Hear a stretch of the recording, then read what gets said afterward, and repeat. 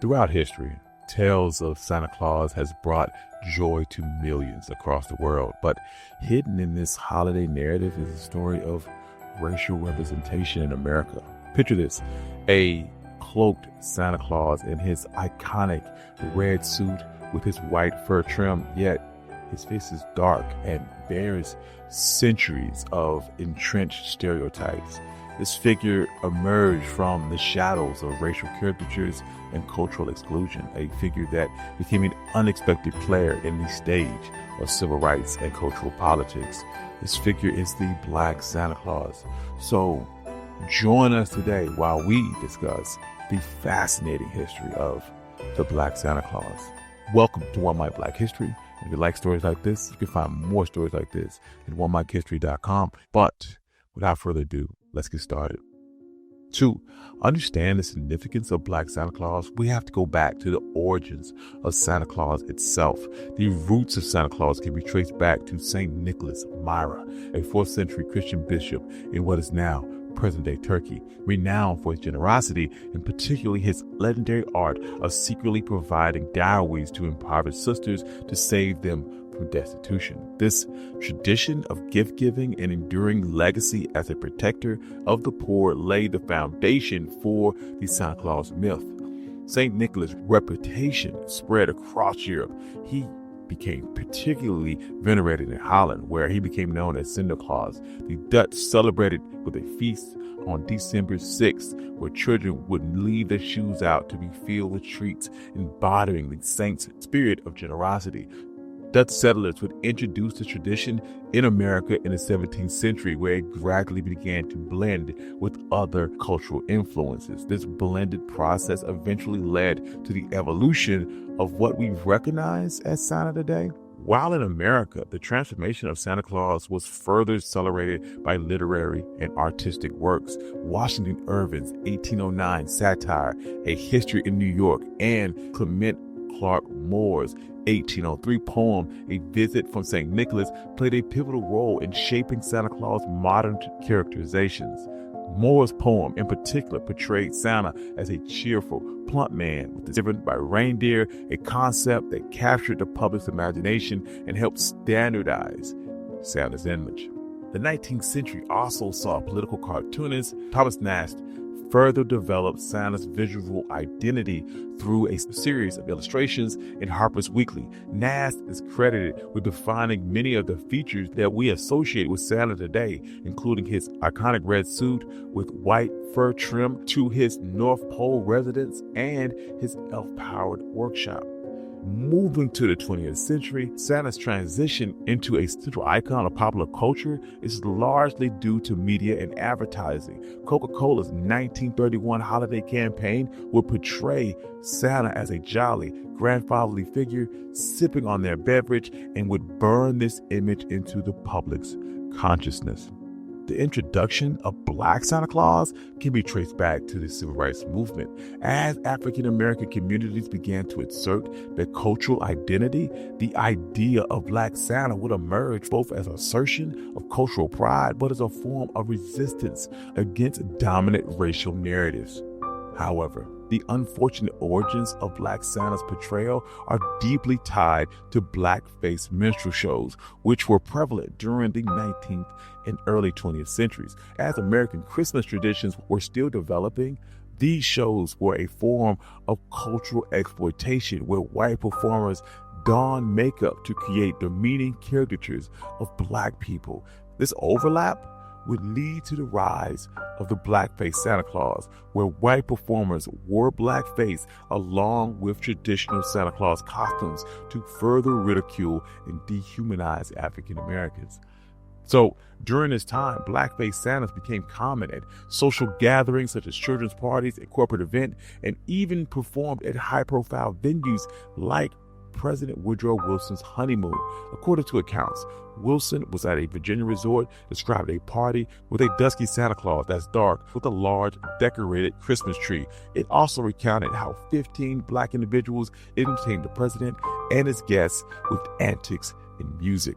With this in mind, in cities like New York and Philadelphia, blackface minstrel shows thrived alongside Christmas traditions. Public celebrations occasionally featured revelers in blackface acting out racial caricatures. These performances were not just for entertainment. They served as a tool of social control, aimed to reassert racial dominance amidst a growing black population. The Christmas season, which often encouraged interracial interaction, became a period of tensions where white groups would sometimes disguise as blackface Santas to harass and intimidate black folks. So this would lead to African Americans to begin to challenge this widespread racist portrayals found in blackface minstrel shows by crafting out their own narratives, especially with the idea of the Negro Santa Claus. This movement largely emerged from black churches and charitable organizations that understood the importance of positive representation for black children. Publications of the era reflected this desire, featuring letters from black children that expressed their wish for a Santa Claus who looked like them. In 1914, a young reader in the Buffalo Times responded to a dismissive comment that said that Santa was only for white children by confidently asserting that there's one for colored boys like me too. A significant breakthrough would happen in 1936, where Bill Bojangles Robinson would portray Harlem's first black Santa Claus at the annual Christmas Eve event for underprivileged children. Before this, they only had a white Santa Claus from downtown to traditionally hold this role. These efforts would mark a vital step in reclaiming the image of Santa Claus and encouraging racial inclusive holiday traditions. Despite obstacles, these initiatives highlighted a growing movement towards black individuals taking control of their holiday experience. By doing so, African Americans not only resisted harmful stereotypes, but also ensured their inclusion in the cherished Christmas holiday season. In the post-World War II era, the early civil rights movement had a profound impact on racial dynamics in the United States, particularly in the realm of consumer culture. In 1943, one of Harlem's largest department stores, Blumenstein, employed its first black Santa Claus, setting a precedent that was followed by the Chicago store in 1946. This shift was driven by economics, as white suburban migration left downtown with a predominantly black consumer base. Hiring black Santas was a way to offer a relatable Christmas experience and also attract black consumers. All of this while avoiding potential boycotts from a black community increasingly aware of its purchasing power. Reactions within the black community to the presence of black Santa Claus were mixed. Some saw it as a step forward and a gesture towards racial harmony, while others criticized it as a token effort that failed to address more profound systemic inequalities. Nonetheless, the image of the black Santa continued to gain traction during the civil rights era, paralleling broader demands for black representation in American life, not just during the holiday season. Politicians like Adam Clayton Powell advocated for boycotts against white-owned businesses that refused to employ black Santa Clauses, encouraging support for black-owned enterprises instead. Black Santa Clauses also provided civil rights campaigners with a novel way to help garner and raise public visibility to their cause. For example, in Bloomington, Indiana, the local chapter of the NAACP entered a black Santa float into the city's annual Christmas parade to help raise awareness for discrimination within the city's Chamber of Commerce. But all of this was not without controversy. In 1969, Shilto's, which was a Cincinnati department store, refused to hire a black Santa Claus. Fred Lazarus III, the store's owner, argued that black Santa just doesn't fit the symbol as kids have known it. However, the Southern Christian Leadership Conference would counter this, insisting that if the store could not envision a black Santa for a month, it certainly couldn't envision black patronage year-round. Pressure from civil rights leaders led to hire a black Santa Claus the following year, a trend that would continue to gain momentum throughout the country. By the 1970s, this movement reached iconic locations like Macy's flagship store in New York, illustrating the evolving landscape of racial representation in America. Also during this time, there was a shift in the civil rights movement towards the Black Power movement, which emphasized black pride, self-determination, and cultural celebration. Black activists sought to challenge white cultural dominance by re-imaging Black Santa Claus in African attire such as dashikis and necklaces. This transformation symbolized empowerment and commitment to social justice.